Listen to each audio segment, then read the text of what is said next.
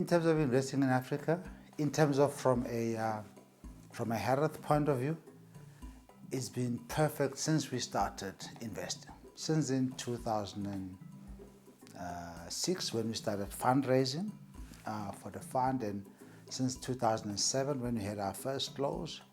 We said it then, and even now, after the pandemic challenge that we've had, we think that it still remains the time to still look at opportunities on the continent. And now, and with each sort of like crisis, sometimes you even get more opportunities.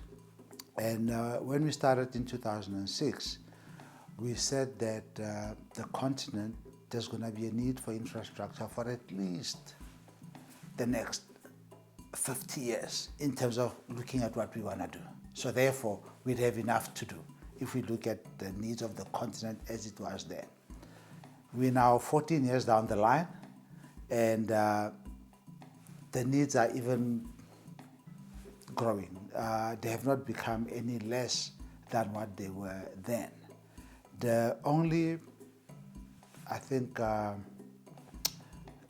benefit we have now is that there is now more of a belief in terms of like that there is that future to get, there is that opportunity to get that good return out of investing in African infrastructure. When we started in 2006, the belief was also that there isn't enough infrastructure projects to invest in.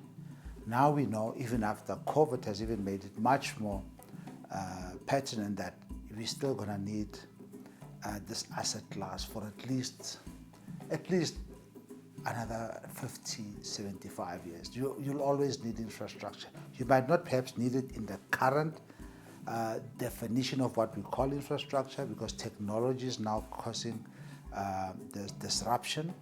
But in the fabric of Harith, we live very comfortably with adaptation. We live very comfortably with disruption. We think not in terms of like the next year or two. We think in terms of the next 20, 30 years. So because that which we build must survive as long. So therefore, instead of building the legacy sort of like assets that we're trying to do, we think in those terms.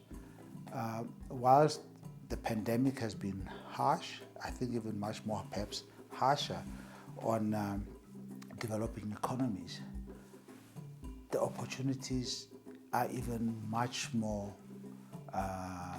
enhanced, we believe, in terms of for platforms like ourselves to do more. The challenge just remains our ability to get more capital, to see the opportunity the way we see it. Since I think in the past 12 months, we've seen even how our deal flow has improved. We've even seen how even our portfolio has been resilient.